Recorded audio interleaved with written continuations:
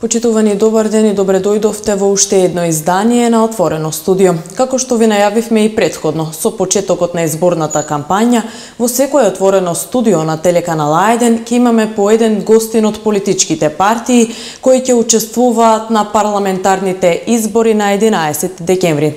Нашата телевизија уредно преку електронска пошта испрати покани до сите политички партии кои имаат своји листи во четвртата изборна единица. Колков дел од нив ќе се одзиват на нашата покана останува да видиме до крајот на оваа кампања. А како денешен наш гостин е Ристо Пецев, член на извршен комитет на ВМРО Народна партија и втор на листата на кандидати во изборната изборна единица 4 од коалицијата ВМРО за Македонија. Господине Пецев, добар ден и добре дојдовте во Отвореното студио на телеканал А1. Добар ден и добро ве најдов. Да ја поздравам прво до телевизијата А1, затоа што таа е прва телевизија која испрати официјални покани мислам до сите политички партии и ви се заблагодаруваме однапред за оваа иницијатива. Така, само за нашите гледачи како за почеток да ги подсетиме само накратко, коалицијата ВМРО за Македонија создадена од ВМРО Народна партија, Достоинство и Обединети за Македонија е како што промовираше трета опција на македонската политичка сцена.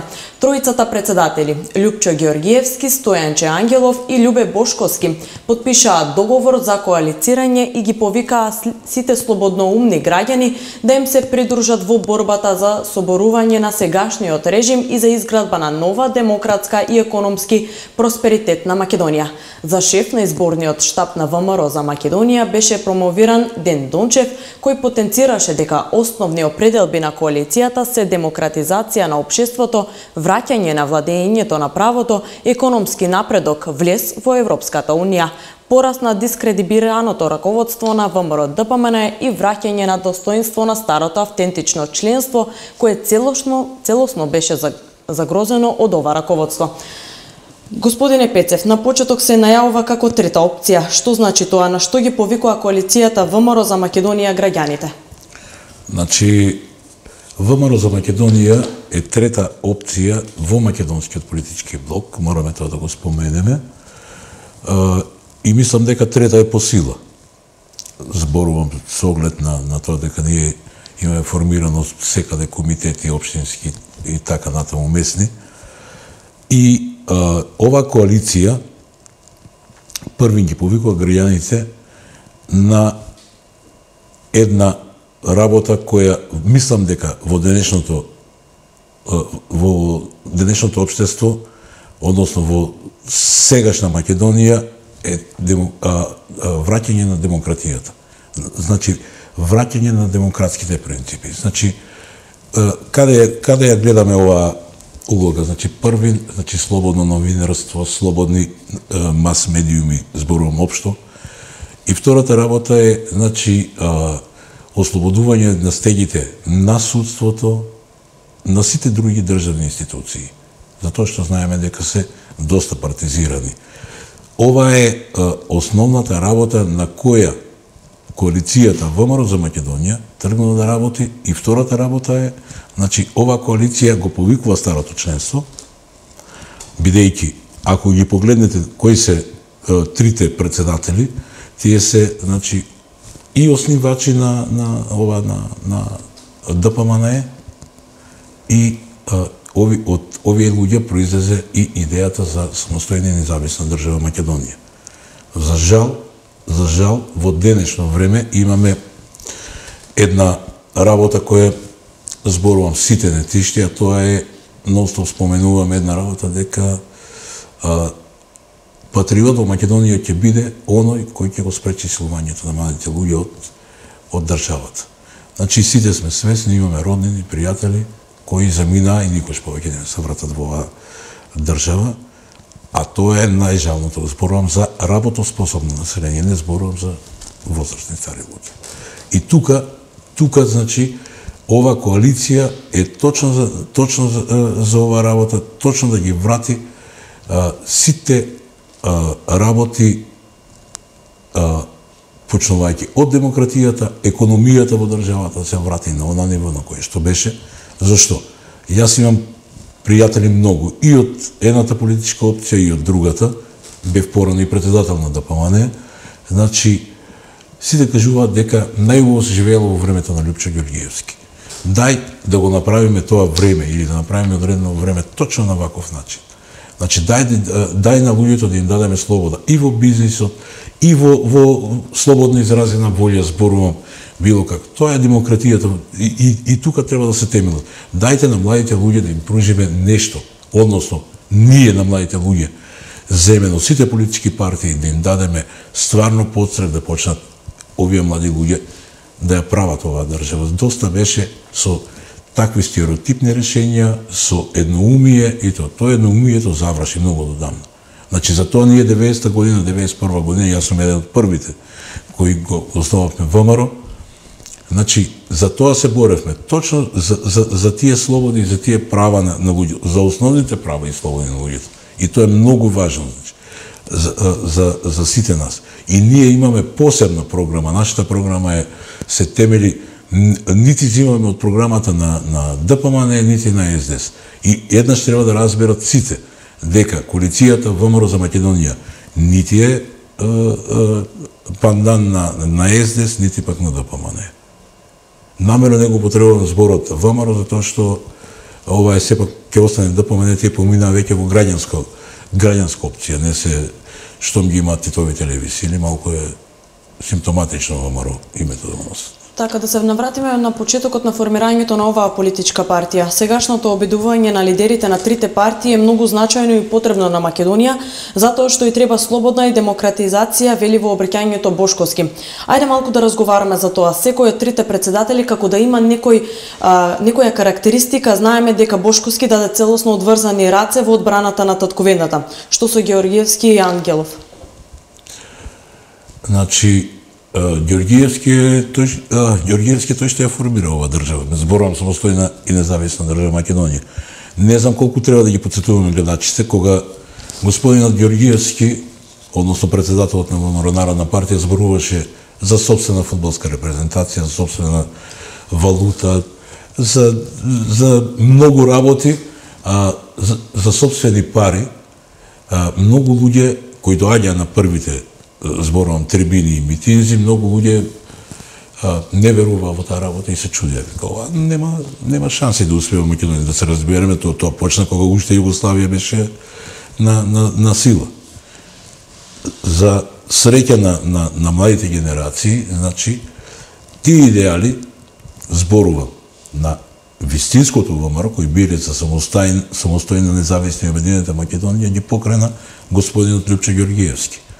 Господинот Ангелов, ако го земеме, значи, тој е човек кој не знам колку олово има во него. Тој беше точно на браникот, тој точно беше во борбите. Тој ја бранеше Македонија од една внатрешна непријатна ситуација која ни се случи, конфликтот во 2001 година, кога сите сме свесни, значи покрај сите права кои ужива одредена етничка заедница, бараа многу повеќе од тоа. И се дигна не да се изборат во парламентот или преку институциите со оружје во рака. Во 21. век, за жал, такви работи не е добро да се случуваат и лошо, и против. И Стојанче, и Љубе Бошковски, ако беше министер за внатрешни работи, а посебно Ѓорѓиевски, господинот Лјупчо Ѓорѓиевски, председателот на ВМРО Народна партија, е против воени конфликти и за решавање на сите работи во парламентот преку електоратот, значи преку изборите на кои ќе му се даде доверба, тој треба државата да ја води во една, на вистина зборувам и повторувам, значи во едно општество во кое секој од нас ќе го има правото како стварен граѓанин. Јас сум бил, значи, сум поминал многу држави, сум бил повеќе пати по Америка, сум бил на избори, сум ги гледал изборите како се одвиваат во Америка. Знаете дека во Америка нема вакви митинзи никаде. Значи, како тука. Значи, само се собираат во неколку, да не кажем една мала просторија, 300-400 луѓе, и тоа представува огромен митинг за мене. За мене кога одидов првата година таму, 93-94, сега не можам да се врзам за годините, и кога ми рекоа дека ова се избори за ова, мене ми беше чудно. Ние толку се собираме на помесни комитети. Значи толку луѓе. Ама таму е сосема друго. Таму луѓето се слободни да си го искажат своето мислење, да го кажат, па дури и да е член на одредена политичка партија, тој може да има спротивно мислење и може да не се согласува. И сега, ако не се согласува овде, тој е одма тргнат на страна. Таму може да не се согласува, тој повторно е тука.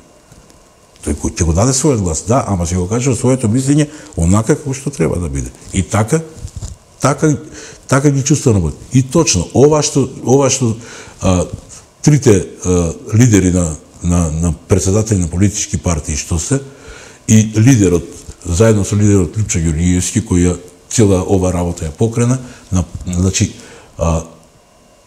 цврсто сме решени сега на овие избори и на граѓаните да им покажеме дека оваа политичка опција, односно оваа коалиција меѓу овие три политички партии е опција на која на граѓаните ќе им го пружи она што досега го нема. И повторно ќе ги потсеќам граѓаните, може би помладите не знаат, меѓу другото повозрастните граѓани, дека кажат дали времето од 1998 до 2002 година се повтори во Македонија и дали сега живеат подобро отколку тогаш. Така, еве неколку дена траат политичката кампања, политичките партии излегува со своји програми. Зашто се залага вашата политичка партија? Дали имате програма напишана по која им ветувате нешто на граѓаните? Значи, нашата политичка партија, секоја политичка партија има програма. Значи, нашата политичка партија, освен демократијата, значи, посебен акцент удира на земјоделието. Зборувам. На економијата, меѓу другото, посебен акцент на земјоделието. Зашто зборувам на земјоделието? Ако ја погледнете Македонија, таа е некаде околу 70% аграрна земја.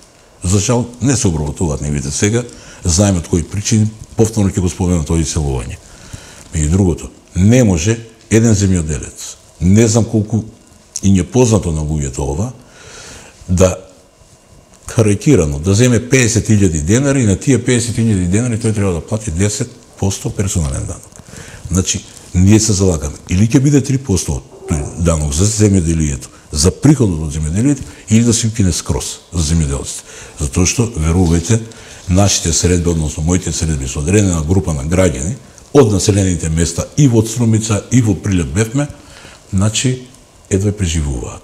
Друго беше едно време, да, ќе се земе нешто, ќе се однесе, кога беше Југославија, во Белград, нагоре, надолу.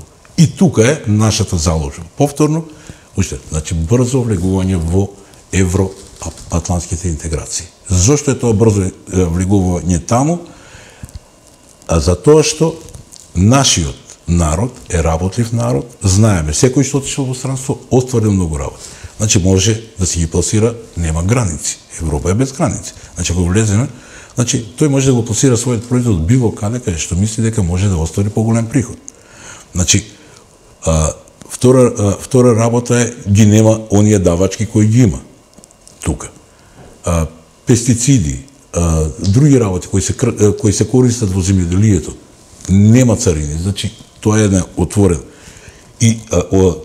отворено општество. И повторно ќе споменам, нека се сетат граѓаните. Значи ние, еве јас ќе најодговорно отворам, ние до пред 8 до 9 години бевме многу појаќи и од Бугарија, и од Албанија, и од Србија, па да не кажам бевме во Грција. Сите одевме на одмор, па можевме да си пружиме нели одредени.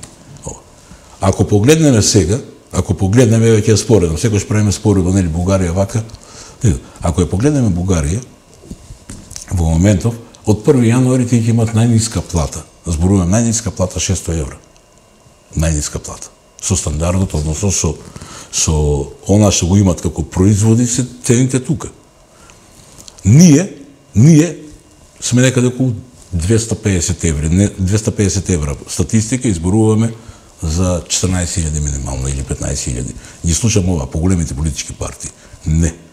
Значи, можеме не знам колку да кажуваме. Ако ние ја немаме инекцијата од Европската Унија, ако ги немаме дотациите, која ќе ги добиеме и која ќе влеземе, а тоа повторно ќе го напомена, оваа коалиција се залага за подитно влегување таму, кога ќе ги добиеме тие дотации, тогаш можеме да зборуваме дека ние на луѓето, да, ќе им обезбедиме плата од 600 евра, како што е во Бугарија, ќе им обезбедиме други перспективи, значи Европската унија.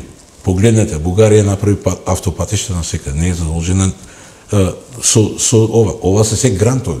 Значи ние како држава не сме искористиле, не можеме да ги користиме тие грантови. Овие грантови си ги дава Европската унија за развој на тие држави. Од нас се црпи само и никако не стигнуваме до она ниво до кое би требало да стигнеме. Односно до ниво. Секој сака повисок стандард. Секој сака добро да живее. Посебно ќе акцентот го ставам значи на младите, на младите луѓе.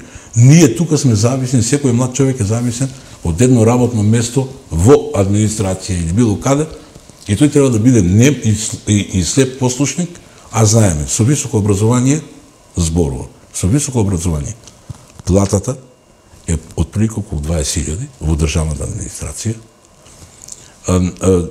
Ова со средно образование се некаде околу 15-16.000 плата, и тој месечно, и зашто нема да ги исклучат браковите? Не ги исклучува затоа што месечната плата не му стигнува за основните трошоци. Скапа струја, скапи комунали, вода, телефони. Едно излегување на еден млад човек го кошта минимум, значи со едно кафе и со една вода, тој 100 денари треба да ги истроши. Ако му распределиш само за тоа, значи да излезе, тој во суштина парите ги троши за основните потреби. Како ќе формира фамилија ако тој има само 14.000 денари приход? Како ќе ги одгледува деца и ред други работи? И тука на младите значи треба една работа и треба да го дигнат веќе глас. Не може така да се понатаму. Не се оди. Образованието е образование кое во моментов, јас знам како е, во моментов мислам дека мора да претрпи некои измени. Мора да ги претрпи измените. Многу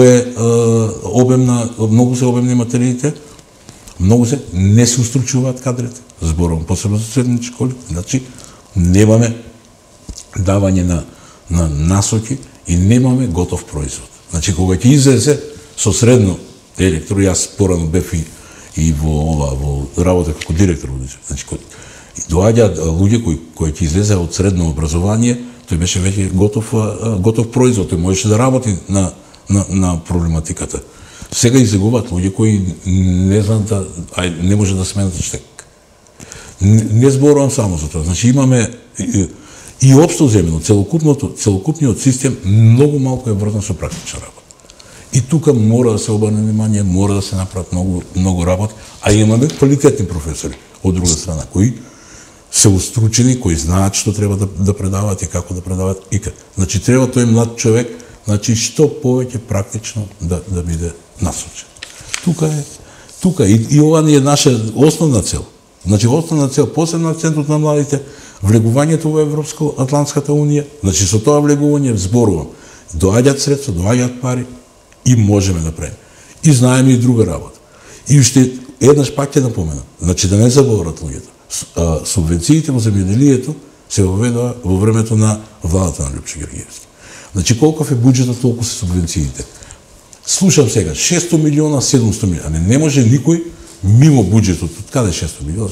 Значи ако буџетот е 3 милиарди, си одреден процент од тие 3 милиарди, значи си има процентуално колку се одвои од земјоделие, толку може да се даде. Од каде ова? Мислам има многу измислици и овие програмите, зборувам на двете големи политички партии, имаат малку нереални работи. А ние за жал од сите други сме реални и тргнуваме со реална политика. И таа реална политика може на многу нема да им се допадне, ама така е. Не сакаме да живееме во заблуди, да ги лажеме луѓето и да им кажуваат на луѓето дека од утре готово. Зошто пред изборите ни една политичка партија, значи ние нон-стоп тоа го збориме, зошто ни една политичка партија пред изборите ова што го обеќа сега во ова не го направи. Значи сега за изборите ова правиме толку, не знам што, толку милиони таму, а тие милиони и тие пари кои ги зборуваат сите политичари се од джебот, од мојот, од вашиот, од луѓето, од народот. Значи тоа не се пари од татко му или од некој друг, или да има тој некој бизнис па да го вложи во државата. Нема таков не знам јас политичар. Значи Тоа се пари од народот. Сега тие пари како се распределат? За доброто на народот или за нешто друго? Тука е прашањето и тука треба насока да има, односно треба да се насочат. Ние, повторно зборам, зашто јас тогаш повторно бев на одредени позиции кога беше 98-2002 година, со буџет од околу милиарда и не знам колку беше, се направи еден плаучник, се направи многу работа. Па и конфликти имавме, и воен конфликт, опремивме полиција, војска, се. Значи, не е проблемот е точно во тоа, точно да се насочат пари таму кај што треба. И кај што повратот на парите е многу битен. Значи парите ги вложуваш и од тие пари треба да имаш репродукција. Тие пари да кружат, повторно да се вратат во буџетот и да се остварат одредени работи. Моменталниот проблем со кој Македонија најмногу има конфликти со граѓаните е тоа што имаме голем број на иселување на граѓаните од Република Македонија, голем дел од нив се младите. Што предлага вашата партија како да се реши тој проблем? Значи, вака сега морам нешто, значи, искрено да признам и ова. Значи, имаме многу слободни зони изнаправено. Имаме многу, и другото, тоа што го споменав. Може ли млад човек, зборувам, било кој млад човек, може ли да живее со 14 и со 15.000 пати? Верувате, значи, јас на моето работно место работам со релативно млади луѓе. Значи, тие се вработени. Значи, тие работат во институции. Примаат плати. Сите бараат начин како да отидат. Дали тоа ќе преку вадење на бугарскиот пасош и слободно влез во Европската Унија да добие работа. Дали е тоа преку други начини, преку она грин карти, односно зелени карти за Америка, сега повторно има таа лотеријата, дали е преку било што? Значи секој, зошто? Кој бега од своето огниште, ако му е убаво? Никој. Значи, бегаат затоа што немаат основни средства за екзистенција. Зошто се бориме и зошто зборуваме ние за младите? Ево вака ќе ви кажам, значи, многу наши млади луѓе кои отидоа овде во странство, значи направија одредени кариери, направија своји бизниси во државите. Тој човек од овде, ние ништо не сме му дали, отишол таму, бил способен, направил. Ние не сме го задржали тука. Да му кажем, еве ти направи истиот бизнис, тој може ли овде да го направи, што го направи таму. Познавам икс млади, зборувам и електроинженери, и градежници, и архитекти, и машински инженери, кои, да кажеме, од овде кои се иселија, кои направија стварно добри кариери. Стоматолози, лекари, значи се тргна од овде и одеднаш тие во странство вредат. Ние овде не можевме да ги задржиме. Единствен што се врати и што направи нешто, значи во државата беше Жан Митрев, јас колку што знам, зборувам од областа на здравството. И од другите области уште не знам некој така да биде толку успешен, значи во својата работа. И сега, тој отишол таму. Толку оваа држава треба да се загрижи за тој човек и да му каже, вака ти потекнуваш, да кажем, дали си од Струмица, дали си од Битол, не е важно. Од цела Македонија потекнуваш. Дали истата работа можеш да ја направиш во нашата држава, на тој млад човек. И дали можеш тие млади луѓе да ги задржиш овде? Нормално. Тие ќе ги зимат тие плати. Овде стандардот е понизо. Сите ќе сакат да дојдат тука. Верувате, ние станавме држава на старци. Ако излезете и прошетате не само во Струмица, не зборам за тоа што јас се движам на сите градови. Значи излезете да прошетате, ќе видите. Работно способно население. Секој ден во Македонија е се помал и помал бројот на работство. Значи се намалува тоа работство. Зборувам за луѓе кои се во полнекна работна сила. И секојдневно или се средношколци, или се студенти, значи оние што се она што е работоспособно нема. И има проблем веќе. Значи има одредени фирми кои немаат заварувачи. Со занечиите имавме средба брзо и тие тоа ми го објаснија. Тие немаат луѓе кои ми работат веќе нема и занечи.